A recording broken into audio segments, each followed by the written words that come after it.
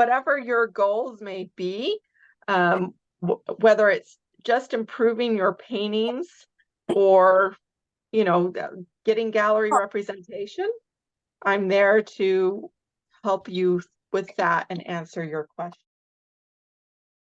So welcome. I'm Leslie, if you didn't know that already. I'm Leslie Lambert, and I'm going to demonstrate for you here today. I have a new Mastrius group that is showing up. We're going to start in February. It's the second Tuesday of every month.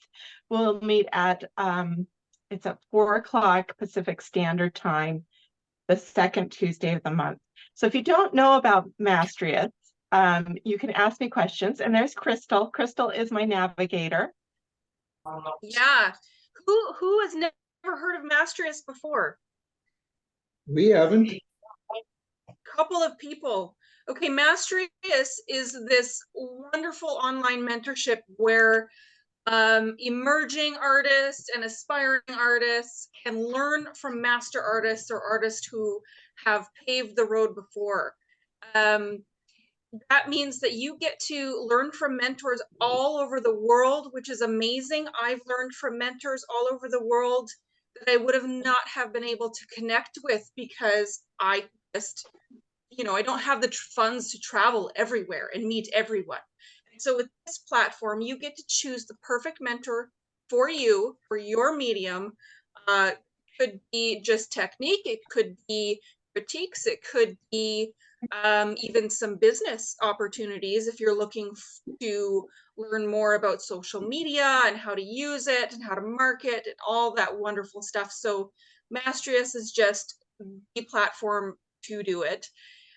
They also offer courses, which is, it's not a platform specifically for courses. It's a platform to help you grow in your artist journey, which is different than any other platform. Like, it's not like Domestika or anything like that. It is completely 100% unique.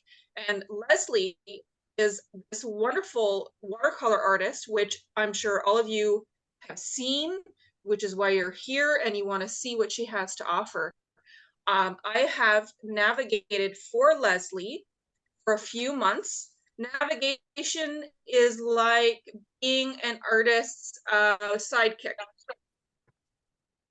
doing the behind the scenes stuff so that they can concentrate on what they really need to do.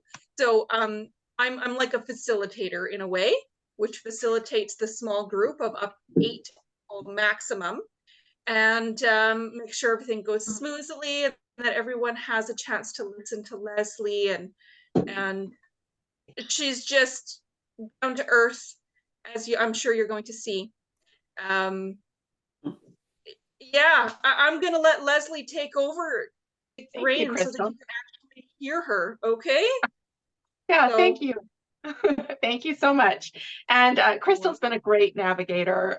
When I don't know what's going on technically, she helps with that, and she helps make sure everyone gets their homework in so that I can review it and critique it. Because what we usually do each month is, when you come to my group, you will have sent in some paintings that you've done, and I critique it for you.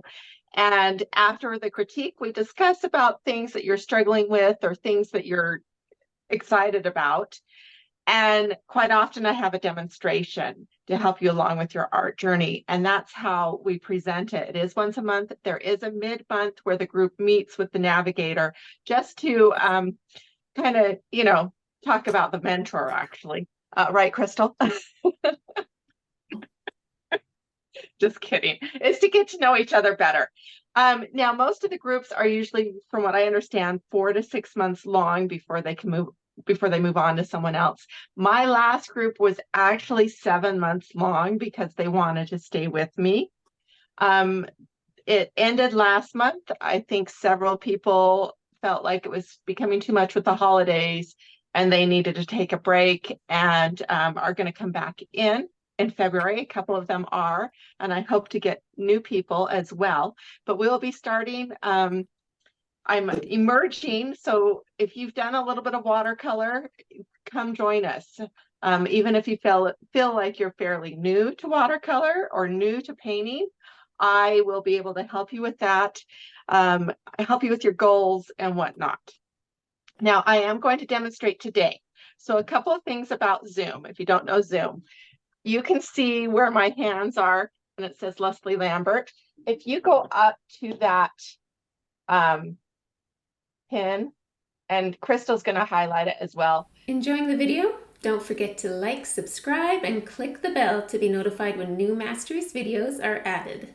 Yeah, I did. So good. So you can see this. Now, if you don't want to be on the recording, you may want to turn off your video, and you may even want to turn off your sound until you ask a question, or you can ask it in the chat and Crystal can let me know if that's okay, Crystal. Totally. If there's a question while I'm painting, because I can't really see the chat while I'm painting. I'll get too involved in this to keep looking up at the computer. So yeah, and I'm going to put my hair up because I have to paint with my hair up. I don't know if you guys know Series of Unfortunate Events. It's a book that I read to my children when they were younger, and Violet in the book always had to put her hair up to think, and I have to put mine up to paint.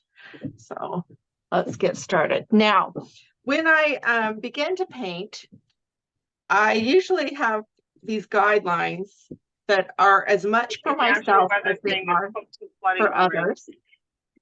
Sorry, Linda, can you turn off your microphone? And iPad Air to Susan. Sorry, there was some background noise. I would just want to hear Leslie. Thank you. Okay, sorry, Leslie. That's okay. Oh, and by the way, just so you know, we are experiencing a winter storm here with gusts up to 55 miles per hour, apparently. So if the power goes out, I'm sorry, but hopefully we have a break in the weather. We can get through this without any technical issues. Okay, so this is the photograph that I am going to be demonstrating. I want to show you mostly the sky. And I forgot to ask Crystal, how long do I have for this? An hour. An hour. Okay, so hopefully we'll get through the sky and a little bit of the other stuff. I did complete it earlier. I'll just show you real quick and we can look at it again if I don't get to everything else. So these guidelines that I have are, first of all, to bless yourself, call upon the powers that be, and say, I'm an artist and I can do this. The second guideline I have is, you are not your genius. I try to be my genius when I'm demonstrating, but sometimes demonstrations can be a little bit iffy, especially if there's technical issues. That's when guideline number 3 comes in, which is don't panic. If there's technical issues, I sometimes panic. So hopefully there is none. But panicking takes you away from your creative brain and you start to mess things up. So you have to take a deep breath and you have to say, okay, this isn't working out like I wanted it to, but how can I make it look really awesome? And the final guideline is to have fun. So we're going to have fun tonight with this. As I mentioned, this is the photograph, and I'm going to paint the sky. This is actually the road from my house in Northeast Washington, my cabin up there. And at first I thought, do I want to put that road in there? And then I realized I did, because I love this drive and I love coming up over this hill, and there's this gorgeous valley there with barns. And every time I drive this road, the sky is different. And it's fantastic. This is late spring. There's still snow up on the mountains there. And it's still brown a little bit because the snow had just melted. Do I dare admit that I just stopped the car and took a photograph? That's how much in the middle of nowhere this is. I quite often will stop the car. Of course, I check and make sure there is no one behind me. But I will sometimes stop the car and just roll down my window and take a quick picture while I'm on this road. I'm going to turn off my video. Hopefully this will help things stream a little bit better when I do that. Okay. Is everyone okay that I turn that off? You don't need to see me, do you? You just need to see what I'm painting. Okay, I'm going to start with my board at a slight angle. That's so that the paint can come down. I like to start at the top and let gravity do the action. I'm hopefully can put that there. I don't know how much you can see that. I like to have that in front of me. And well, maybe not, because it's casting a shadow across my paper there. Okay, I'll just move it over here then. Okay, now I'm going to start with cobalt blue. That's about my favorite sky color that I use. I will be using a couple of blues in this painting. I'll be using Indothrone blue and Winsor blue green shade. I'll also be using quinacridone rose, Winsor yellow, raw sienna, and burnt sienna. And that's the raw sienna and burnt sienna is mostly down there. So starting up here, I take a big brush and I am going to add some water to it where I want the water to be and where I'm going to put the paint in.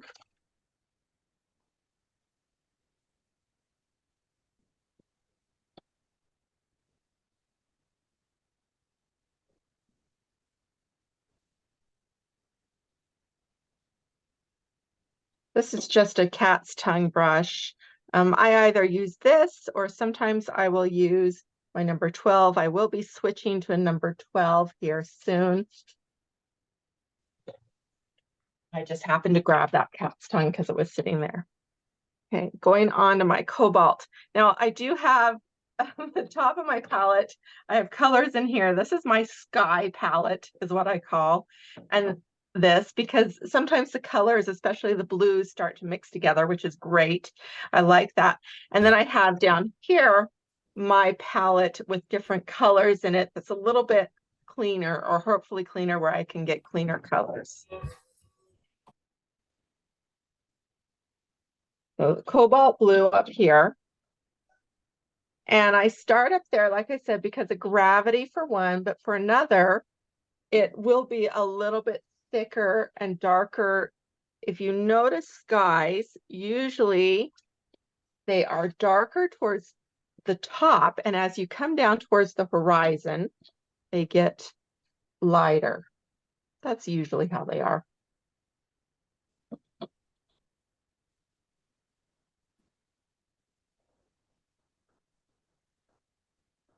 Putting this blue in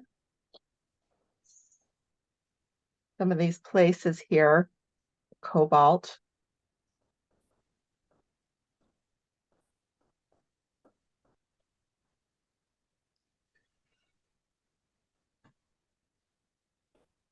I really love color. So I don't use grays in my skies. I let the colors mix on the paper. So you can see I use this lovely blue cobalt here. And I will make it darker with some rose as well as some Indothrone blue.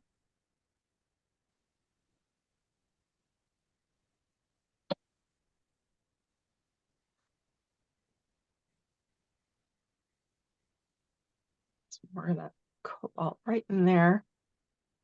I'm going to grab some of my rose now. Throw some rose back there. This helps with the atmospheric perspective as well as creating more depth and darkness in my clouds. Now you have to let the water do the work when you do watercolor painting.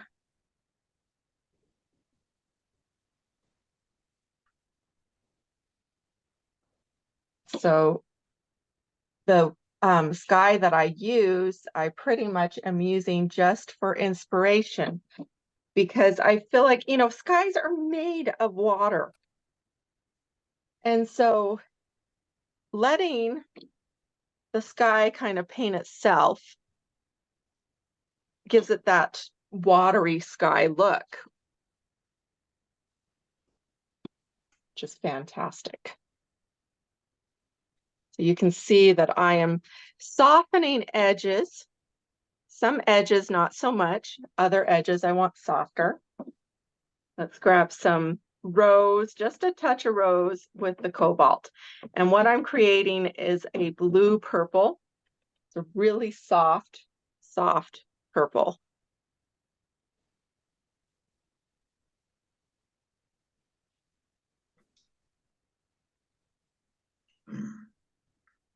Leslie, what paper are you using? I am using, it is Arches 140-pound cold press paper. It's 100% cotton. I prefer 100% cotton paper. It is so important to have good paper when you are painting in watercolor. I cannot emphasize that enough because sometimes beginners think that they're going to go cheap on their watercolor paper, and they buy this paper that's mostly wood pulp, and they get disastrous results, and they think they can't paint. And it's actually not them, it's the paper.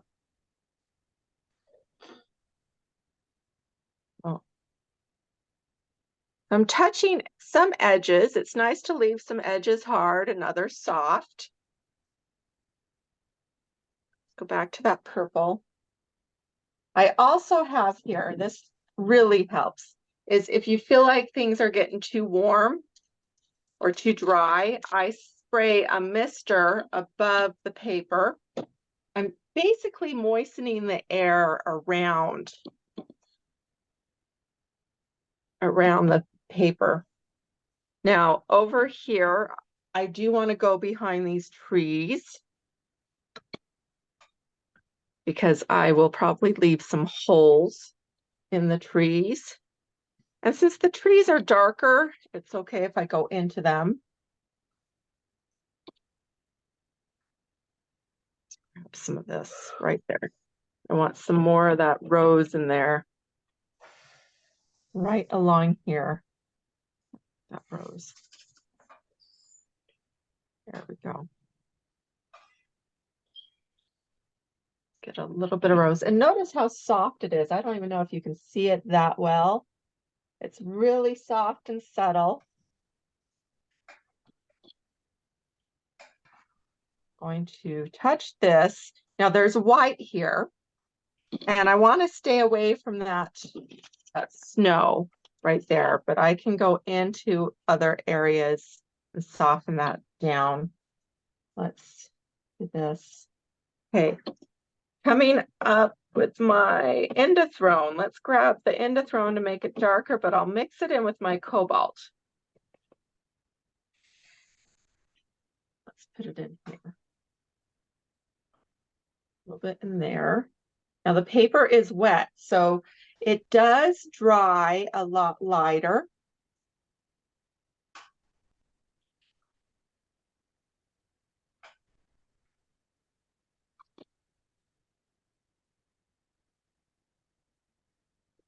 I use my cloth quite often.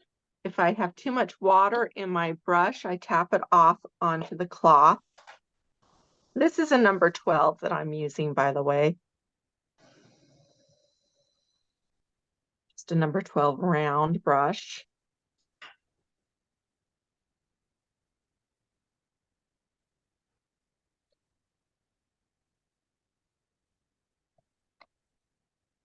I'm going to tilt my board up a little bit. Now there's this cloud up here that's coming in. I find it a little bit dark, but it's for this, but I do like some dark up here to match down there. So I'm grabbing that mix of the endothrone and the cobalt. Let's put that in here.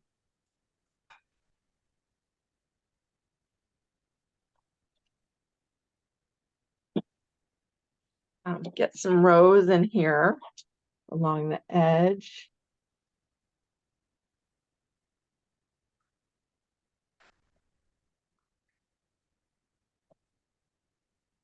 Then I'm going to touch this edge with my brush. What brand of paint do you use? I use a combination of Winsor & Newton and Daniel Smith. So my cobalt is Winsor & Newton, my Indithrone is Daniel Smith. My rose, quinacridone rose is Daniel Smith as well. I just barely started using Michael Harding watercolors. I don't know if you've heard of those. He is known, he's known for his oils, and he barely started a watercolor line. He launched it this year, and I happened to be at a convention where he had them, and I thought, I'm going to give these a try, and I really like them. If you can get your hands on them, try them. Michael, what was the name? Harding, Michael Harding. Yeah. Thank you.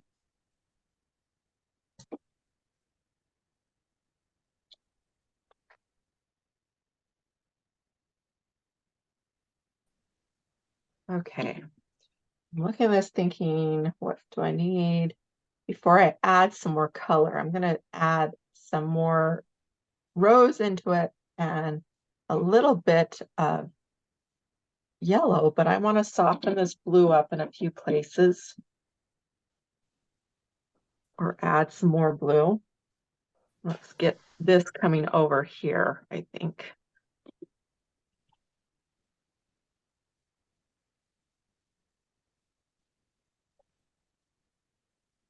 This.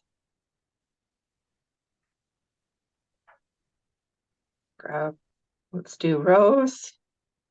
Again, it's very subtle, or it should be subtle. That was not as subtle as I had hoped. There we go. Just wash it out. And getting some rose up here. And add some more depth to these clouds. Because, you know, clouds are not necessarily all white. You want to have different colors in them.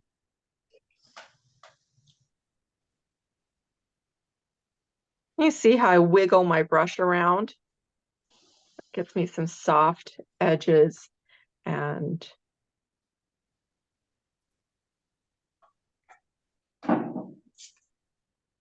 nice. I'm getting a bloom there, and I want that. I love that.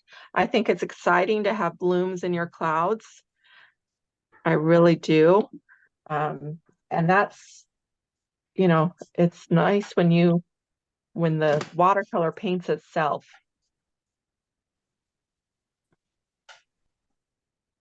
So as it's drying, this is when I'm going to add the yellow, because I don't want, you can either add the yellow first and let it dry, or you can add the yellow last. I'm doing it last, and it's not completely dry. The sky isn't, but there's enough of it dry that hopefully you won't get too much bleeding into the other colors. But if you do, it'll just turn it gray. Notice I lined some of these areas with purple before I added that yellow, because if it does go into the purple, purple and yellow make a gray, and a beautiful gray at that.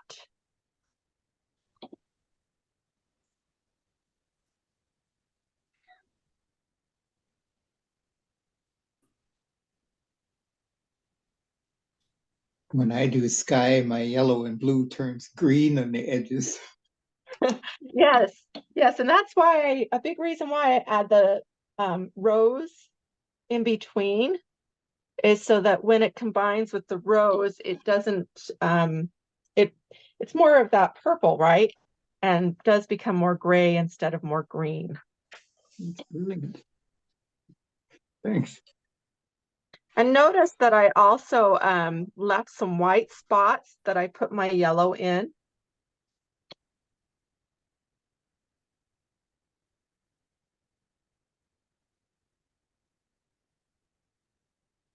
I need to spritz this. This is creating a bloom I don't want. This bloom I do want. That bloom was a little bit funky.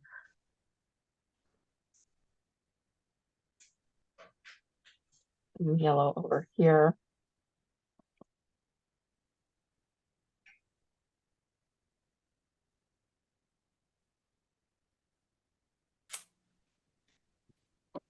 I want to go darker in some of these areas, especially you can look here because it is drying lighter. If you look here, there's a lot more dark down in here than there is up there. Grabbing my Indothrone again. Some cobalt, and I need to spray this. I'm loving what's happening there though, so let's be careful. I'm going to add it to the bottom of that because the top of it where that water is pushing it out is lovely. Let's go here.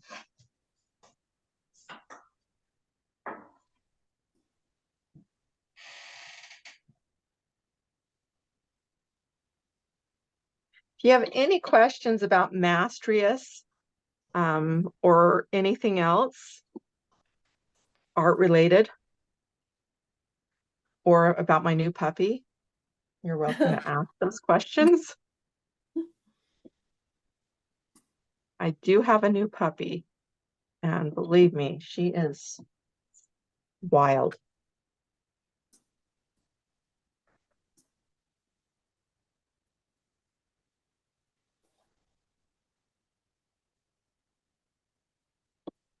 I want more color in there, even though I like that bloom.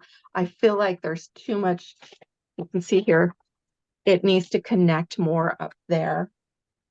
So I'm putting in that purple again.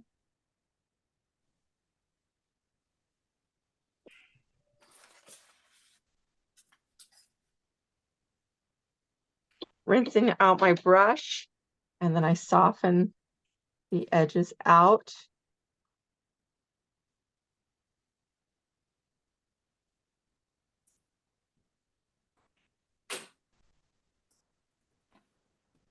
What? Where do you want me to put this piece on? Now I need a little bit more there. Not now. No.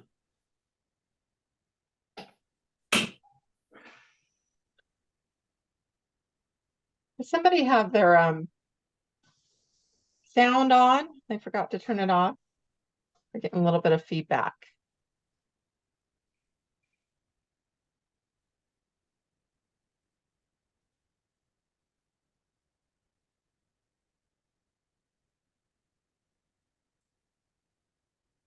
Ooh, I like that. I like to work big with skies for this very reason. I want to be loose and work for my shoulder instead of, you know, that real tight that you have if you work small.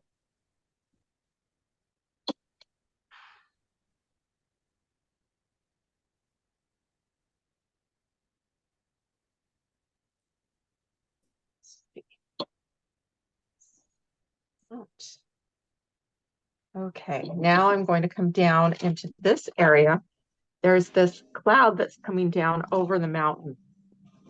To create that, you actually make the mountain darker because that's what it is. The mountain is darker right there.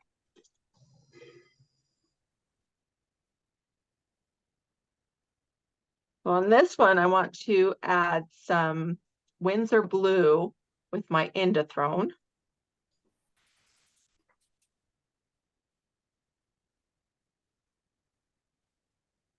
And let's add a little bit of the yellow. I'm going to make a really dark green, nice, beautiful green. And so to darken that green even more, I add the rose.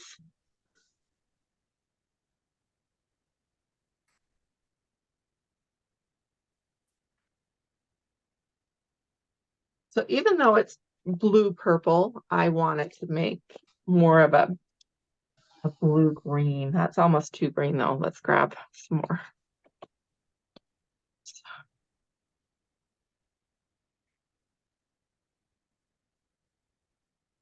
Now this is interesting because usually with atmospheric perspective, you make things in the distance lighter, but since my focus is this mountain range, that's where I want my highest contrast.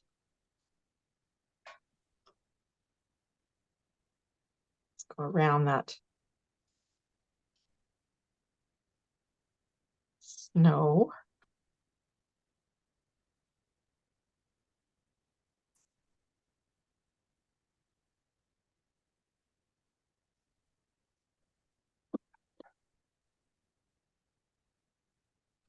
in water. I'm going to try to touch this edge and slurp up a little bit. Touch this one to make it softer.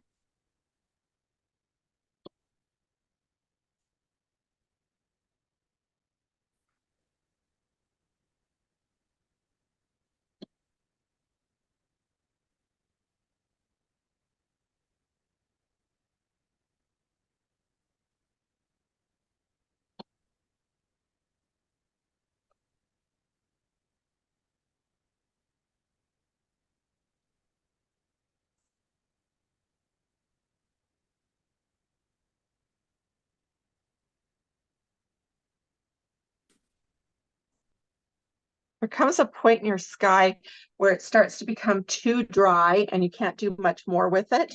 So you can always go back into it and paint more later. I'm going to try to add some more yellow in here though. I think it's still wet enough there that I can do that. And it might push out really nicely the other stuff.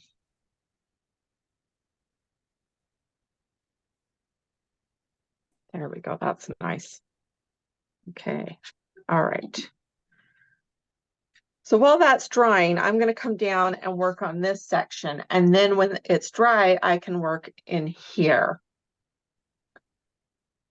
So let's, I'm going to start with some raw sienna down here. You can see that it's quite dark, but it has that real earthy tones versus the more jeweled tones back there.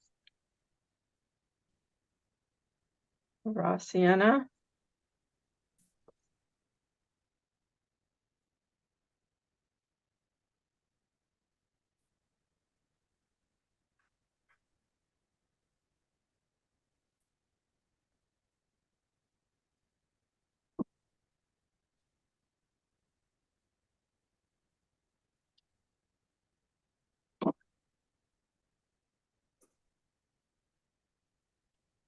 Making it nice and wet so I can work wet and wet first.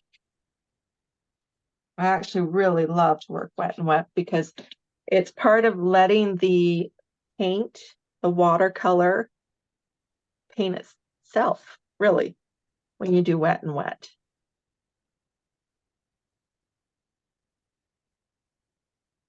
So Mary has a question, Leslie.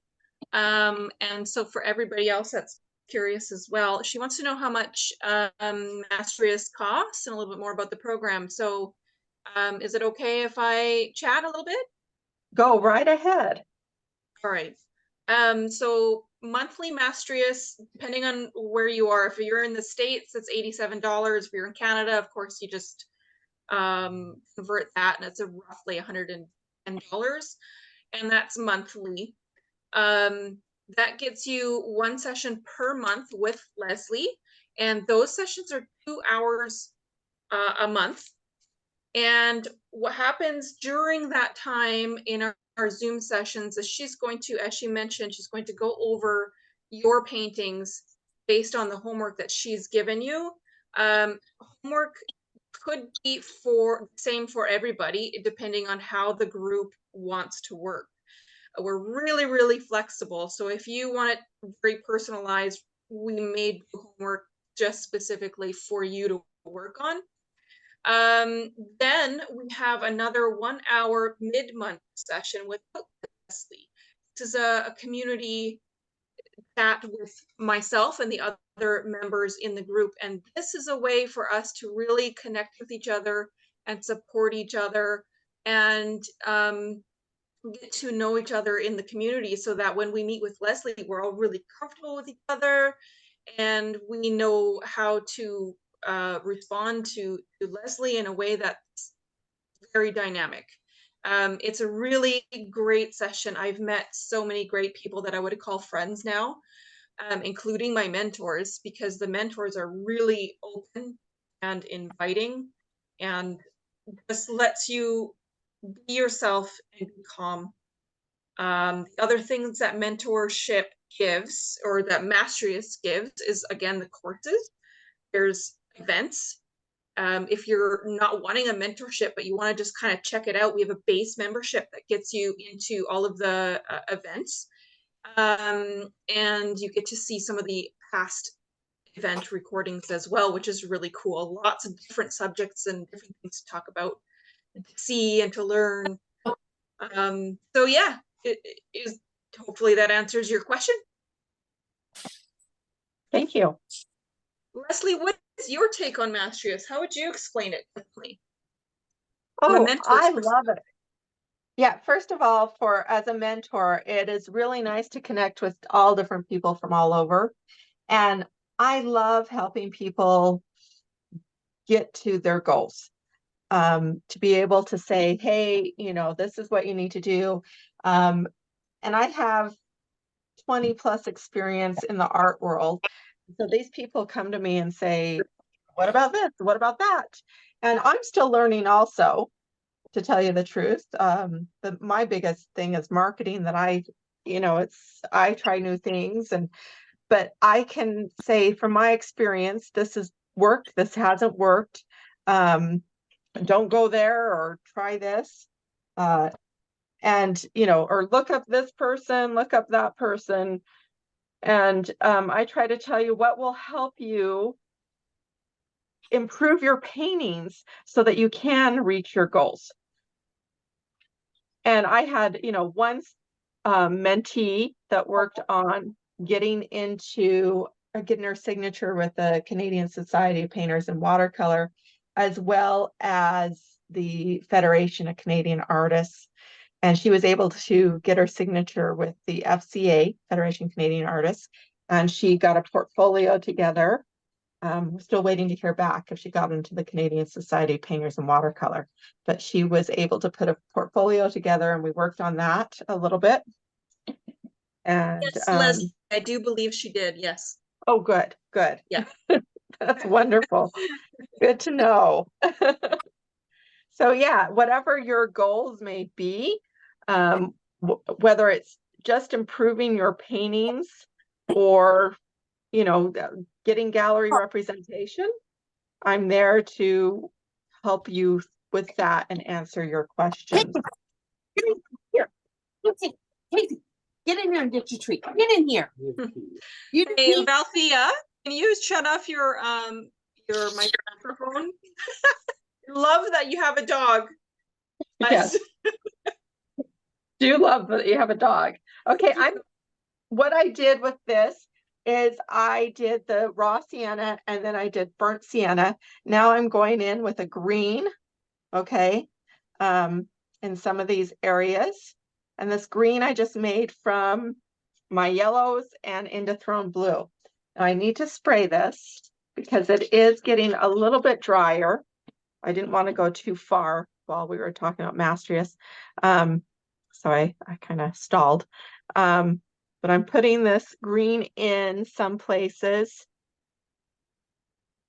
And I'm going to get thicker and darker as I go, as it dries, but I am wetting it. So you're like, oh, but Leslie, you're wetting it. Okay, yeah, I did wet it. And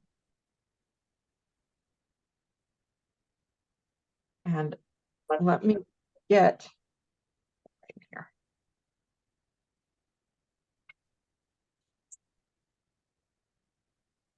I'm going to grab this again. This is the raw sienna. I want to put some more in there, and it's watery. And the reason why I put it watery is hopefully it'll push the others out and brighten that spot. And now I'm taking my burnt sienna with my Indothrone blue, and I'm going to create a very dark brown. And with this dark brown, I can put it in some of these areas. And it mixes with the green. It makes it a darker green.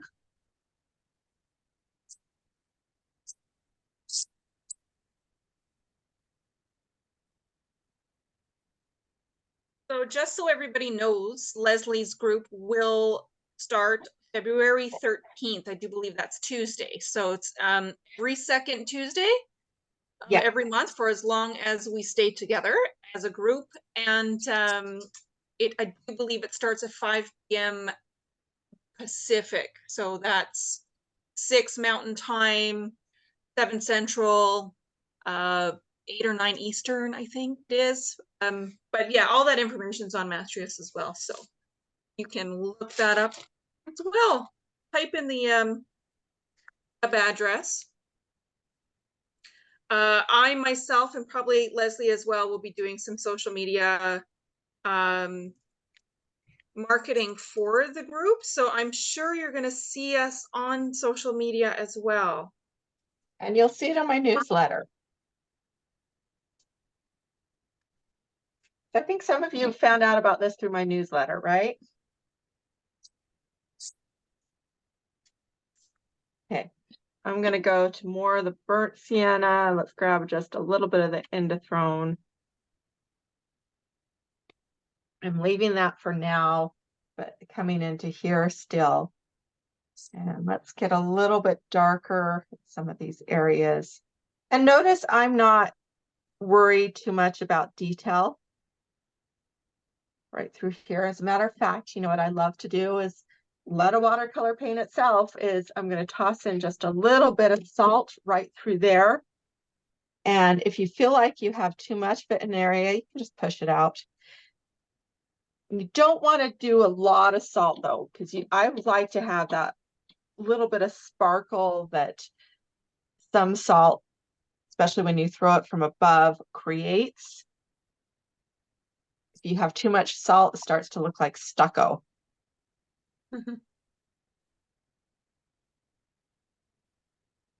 I love salt for some textures. It's great. Oh, I know. It just, yeah, it really is nice to have the salt in there. But if you use it correctly, I've seen some where it's not used correctly, and even I have had some paintings where it doesn't work out. Let's get more green here. I'm still waiting for this to dry. Let's come over here, and now I will take that dark brown, which is the endothrone and the burnt sienna, and let's get some of that in here. Notice I'm not doing the trees yet. That'll actually be last.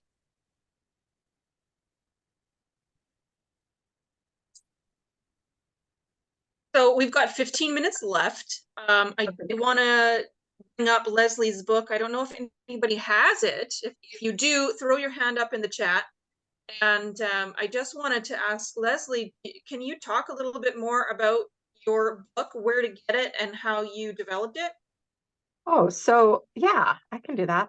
My book was actually a blog. It started off as a blog. I had moved from Victoria, British Columbia to Vancouver, and had made some wonderful friends in my classes that I was teaching, and everyone was kind of sad that I was leaving, and I was a little bit sad that I was leaving them also. So I started this blog. I called it Watercolor Weapons at the time, to start to talk to my students that were in Victoria and kind of keep them up with watercolor and keep encouraging them. And I did end up coming back to the island about every 4 to 6 weeks to teach a workshop. But it was nice to be able to communicate with them that way. And let's throw some salt in here. And so I did that every day for a year, just tips and tricks, and I got a large following. And then I had the opportunity to demonstrate in Pittsburgh. And I had taken, this was 2013, so 2012 was when I actually wrote the blog. 2013 was when I went to Pittsburgh to demonstrate. And I had printed off my blog as a book. And the only person that owns that is my mom and myself. But so don't worry. So I printed it off, and I found out that F&W publishers were there, and I got up the courage and showed them what I had done, and I happened to talk to the right editor. She was over everything, and she said, email me and give me a PDF of it, and I'll get it into the right hands. She did, and it took about probably took about 8 months before they said to me, yes, we would like to turn this into a book. And then it was another year before it was published. It was, it was 2017 that it came out, but it took me a year and a half. It's a year and a half to write it. And it was a very difficult time for me writing that book because I did part of it in a safe house under police protection. Okay, so I've made up a green. It's a blue green, and I'm going to come up here and put this in. There's a little mountain back here.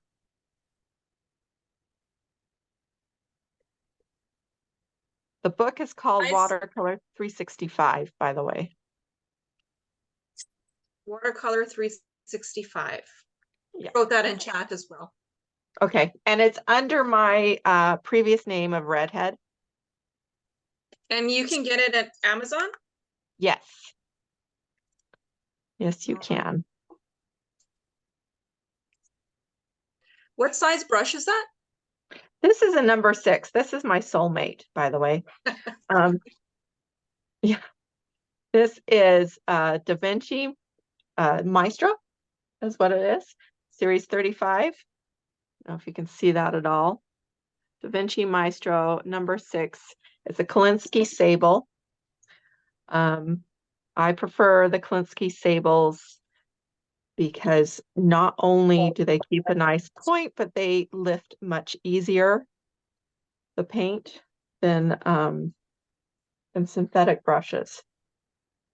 So I made this green up with Winsor blue, my Winsor yellow, touch of red. Okay. I like to make my greens because I can vary it. So for instance, I want a little bit more yellow through here.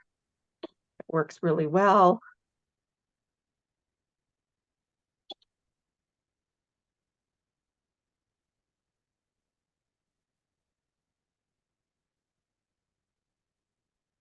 So when you're talking about your journey into that book and when you wrote it and part of the safe house journey, I find that that's really important because it's something that I think people can associate with in terms of just general struggle. You know, we can still do our passions and we can still get through whatever we're getting through and continue to paint and have it be part of our life without you know, our struggles taking over. Well, it actually was great to have that when I was going through the struggles because it gave me hope. It gave me focus on something other than my problems. And, you know, art's just generally wonderful for helping with your mental health. And so I feel like it got me through those difficult challenges.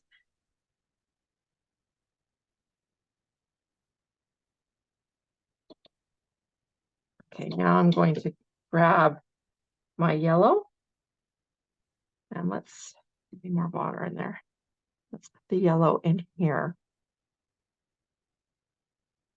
And hopefully that'll push that out a little bit.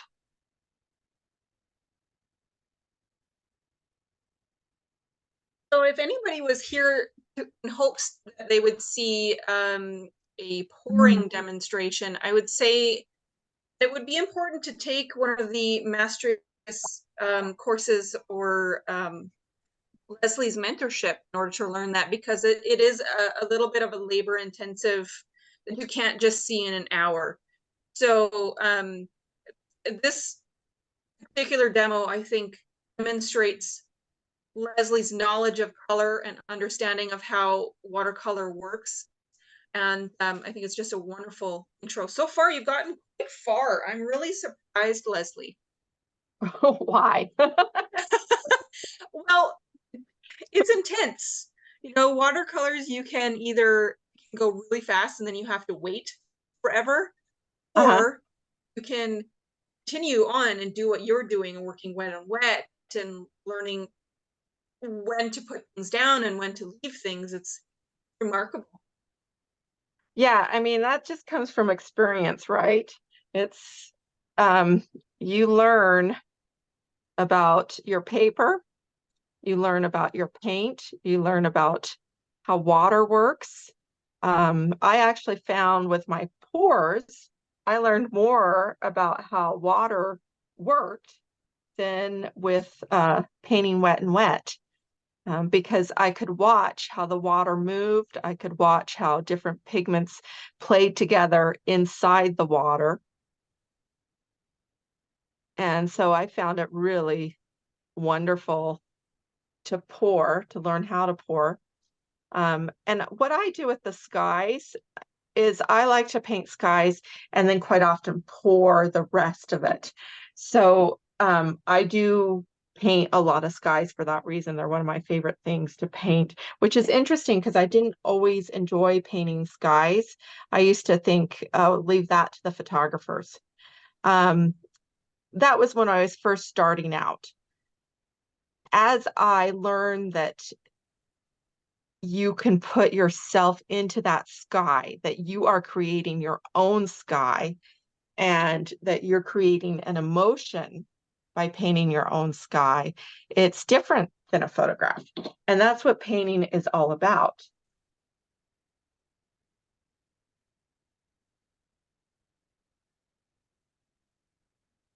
How did you get into pouring? When? Oh, it was about 2008, I would say, 2009.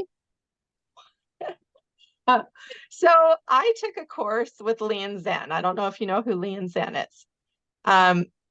He does negative painting, but he will different type of pouring, very different type of pouring.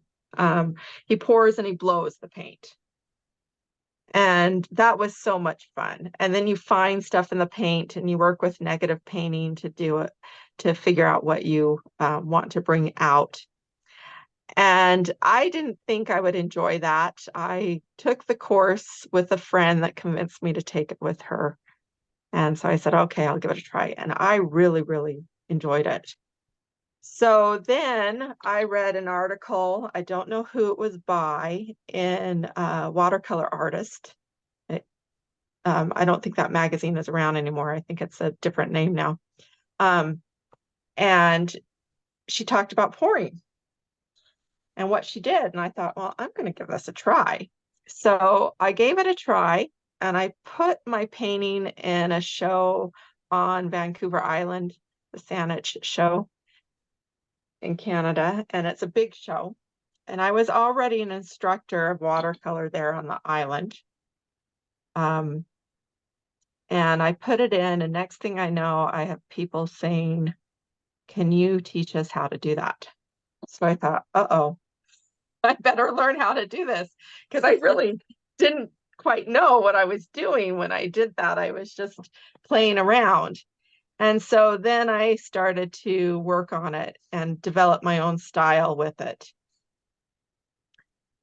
And now I love it, because I love how the color flows together. I don't think you can get that with any other medium. No, it's quite unique for sure. With only 5 minutes left, does anybody have any questions for Leslie?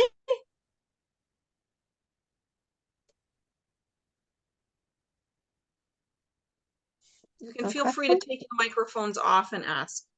Yes, please go ahead and do that.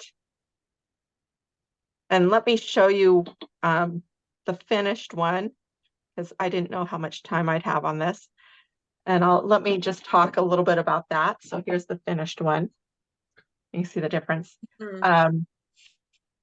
So I came in, wet and wet here still. I did this portion and then charged in that yellow. So it created this nice bloom through here and that softness. And a little bit more dry brush with these two trees, wet brush with those, but more dry, wet and wet. And then I did some more dry brush up here because this is really where we're headed in the car. We're headed up there, is this area. And I softened some lines where the white is. For this portion, it's wet and wet again. I did the dark, smaller brush here, big brush here. And then I put in some of that yellow and that green, so there's a difference, and sprinkled salt. And made a gray for the road. And then finally I put in this fence there. That's awesome. Any questions about that? There's the other one. No questions? No questions. Well, I appreciate everyone coming and seeing this. If you want to watch it again on YouTube, it will be up on YouTube. I don't know when. Crystal, do you know when? I think within 72 hours. So in Okay. at least 3 days, it'll be up there. Okay. And I will also put this up on my website in the next day or two, this one right here. And it will probably go out in my newsletter, both of them. I'll photograph this and then I will end up completing this and I'll show you that as well in my newsletter and my blog if I get around to it. That's awesome. Thank you for showing us behind the scenes. Great. Well, thank you so much. I appreciate everyone coming and I hope you join Mastrius because it is fantastic. Yes. And trust me, Leslie has so much more information to teach you. This is just the beginning. So yeah, sign up. Hope to see you next month. All right. Bye for now. Thank you so much. Thank you. Bye, everybody. Bye. Thank you, Leslie. Thank you. Thank you. Bye. Thank you.